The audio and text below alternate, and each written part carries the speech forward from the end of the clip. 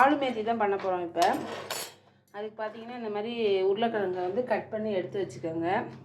வெங்காயம் தேவையான அளவு வெங்காயம், நான் வந்து ஒரு பெரிய வெங்காயத்தை இந்த மாதிரி பொடி பொடியாக கட் பண்ணி வச்சுருக்கோம்.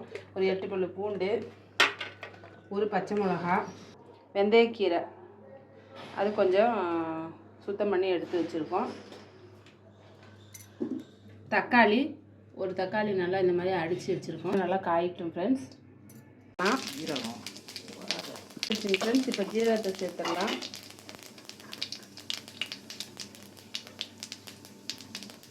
ஜீரகம் நல்லா வெடிச்சிருச்சு. இப்போ பச்சை மிளகாய் சேர்த்துடலாம்.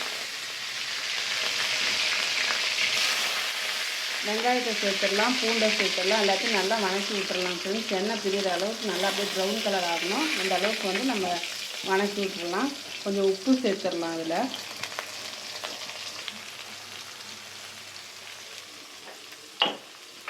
நல்லா கலந்து விடுங்க. நல்லா ப்ரௌன் கலர் ஆகணும். அந்த அளவுக்கு நல்லா வணக்கி விடுங்க.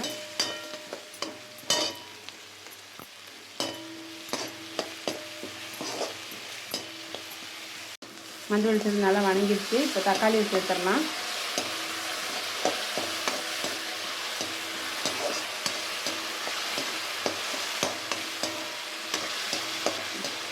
வெந்தயக்கீரை கிடைச்சதுன்னா கிரேவி மாதிரி இருக்கும். இந்த மாதிரி நீங்கள் வந்து வெந்தயக்கீரை கிடைக்கும்போது இந்த மாதிரி நீங்கள் செய்யுங்க. உடம்புக்கு ரொம்ப நல்லது. இதுவும் தோசைக்கு இட்லிக்கு தொட்டுக்கலாம். சாப்பாட்டுக்கும் பசங்க சாப்பிட்லாம். சாப்பாட்டுக்கு பசங்க சாப்பிட்ணும் அப்படின்னா கொஞ்சம் தண்ணியாக, கொஞ்சம் ரொம்ப செமி கிரேவியாக வச்சுக்கோங்க. நல்லா கலந்து விட்டுடலாங்க. காரப்பொடி போட்டு நல்லா கலந்து விட்டுடலாம்.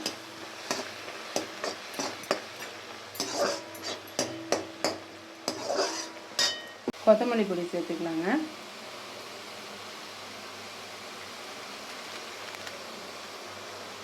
கரம் மசாலா கொஞ்சம் சேர்த்துக்கலாம். தேவையான அளவு நீங்கள் சேர்த்துக்கோங்க.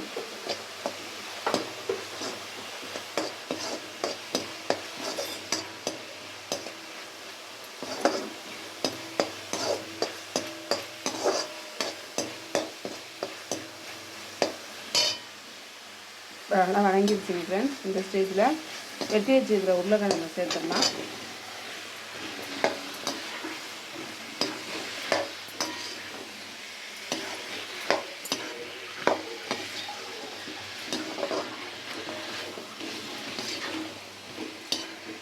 தண்ணி கொஞ்சம் சேர்த்துக்கலாம்.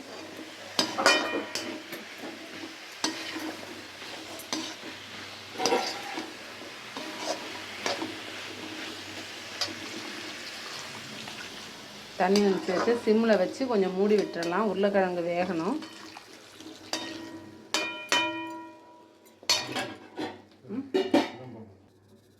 தேவையான அளவு உப்பு சேர்த்துக்கலாம் ஃப்ரெண்ட்ஸ்.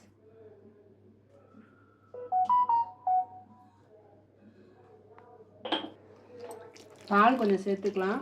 ஃப்ரெஷ் க்ரீம் வேணாலும் சேர்த்துக்கலாம். உங்களுக்கு வந்து கிரேவி வந்து கொஞ்சம் ரெஸ்டாரண்ட் ஸ்டைலில் வேணும் அப்படின்ற மாதிரி இருக்குது. இந்த மாதிரி நீங்கள் பண்ணிக்கலாம். இல்லைனாலும் ஒன்றும் பிரச்சனை இல்லை. இப்போ ஒரு கொதி கலந்து விட்டுடலாம் ஃப்ரெண்ட்ஸ். கலந்து விட்டு சிம் பண்ணி மூடி வச்சிடலாம். 10 நிமிஷத்தில் கிரேவி ரெடி ஆயிடும். க்ரீம் ஃப்ரெண்ட்ஸு இதை வந்து நல்லா, ஏன்னா கிரேவி வந்து கொஞ்சம் நல்லா கெட்டியாக இருக்கும். அதுக்காக தான் பண்ணுறோம். இது வந்து இந்த கிரேவி பார்த்திங்கன்னா சப்பாத்திக்கு, இட்லிக்கு அந்த மாதிரி தான் நம்ம தொட்டு சாப்பிட்டா நல்லா டேஸ்ட்டாக இருக்கும். இந்த மாதிரி நீங்களும் செஞ்சு பாருங்கள். ட்ரை பண்ணுங்கள். லைக் பண்ணுங்கள், ஷேர் பண்ணுங்கள், கமெண்ட் பண்ணுங்கள், மறக்காமல் சப்ஸ்கிரைப் பண்ணுங்கள். Thank you friends. தேங்க்யூ ஃபார் வாட்சிங். கொஞ்சம் ஒரு 5 மினிட்ஸில் நமக்கு கிரேவி ரெடி ஆயிடும். சாப்பாட்டுக்கும் நம்ம வந்து பிசைஞ்சு சாப்பிட்லாம்.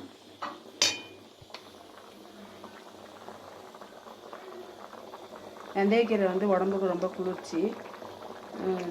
இது வந்து இந்த சீசன் டயத்தில் வெந்தயக்கீரை கிடைக்கும்போது இந்த மாதிரி நீங்கள் செஞ்சு பாருங்கள். தேங்க்யூ ஃபார் வாட்சிங். கொஞ்சம் ஒரு 5 மினிட்ஸில் நமக்கு கிரேவி ரெடி ஆயிடும். சாப்பாட்டுக்கும் நம்ம வந்து பிசைஞ்சு சாப்பிட்லாம்.